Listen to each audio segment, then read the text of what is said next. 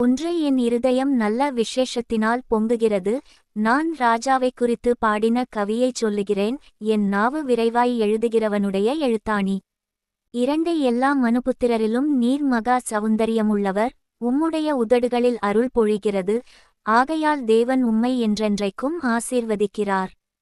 3 சவுரியவானே, உமது மகிமையும் உமது மகத்துவமுமாகிய உம்முடைய பட்டயத்தை நீர் உம்முடைய அறையிலே கட்டிக்கொண்டு 4 சத்தியத்தினிமித்தமும் நீதியுடன் கூடிய சாந்தத்தினிமித்தமும் உமது மகத்துவத்திலே ஜெயமாக ஏறிவாரும். உமது வலதுகரம் பயங்கரமானவைகளை உமக்கு விளங்கப்பண்ணும். 5 உம்முடைய அம்புகள் கூர்மையானவைகள். அவைகள் ராஜாவுடைய சத்துருக்களின் இருதயத்திற்குள் பாயும். ஜனசதலங்கள் உமக்கு கீழே விழுவார்கள். 6 தேவனே, உமது சிங்காசனம் என்றென்றைக்கும் உள்ளது. உமது ராஜ்யத்தின் செங்கோல் நீதியுள்ள செங்கோலாயிருக்கிறது. 7 நீர் நீதியை விரும்பி அக்கிரமத்தை வெறுக்கிறீர். ஆதலால் தேவனே, உம்முடைய தேவன் உமது தோழரை பார்க்கிலும் உம்மை ஆனந்ததைலத்தினால் அபிஷேகம் பண்ணினார்.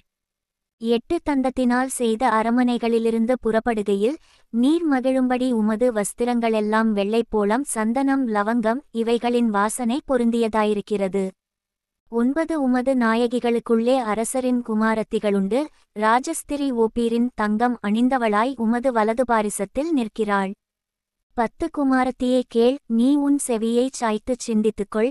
உன் ஜனத்தையும் உன் தகப்பன் வீட்டையும் மறந்துவிடு. 11 அப்பொழுது ராஜா உன் அழகில் பிரியப்படுவார். அவர் உன் ஆண்டவர், ஆகையால் அவரை பணிந்துகொள்.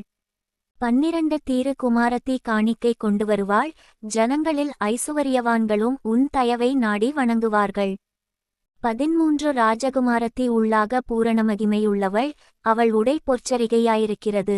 14 சித்திரத்தையலாடை தரித்தவளாய் ராஜாவினிடத்தில் அழைத்து கொண்டுவரப்படுவாள். அவள் பின்னாலே செல்லும் அவளுடைய தோழிகளாகிய கன்னிகைகள் உம்மிடத்தில் கூட்டிக் கொண்டுவரப்படுவார்கள். 15 அவர்கள் மகிழ்ச்சியோடும் களிப்போடும் வந்து ராஜ அரமனைக்குள் பிரவேசிப்பார்கள். 16 உமது பிதாக்களுக்கு பதிலாக உமது குமாரர் இருப்பார்கள். அவர்களை பூமியெங்கும் பிரபுக்களாக வைப்பீர். 17 உமது நாமத்தை எல்லா தலைமுறைகளிலும் பிரஸ்தாபப்படுத்துவேன். இது நிமித்தம் ஜனங்கள் உம்மை என்றென்றைக்குமுள்ள சதா காலங்களிலும் துதிப்பார்கள்.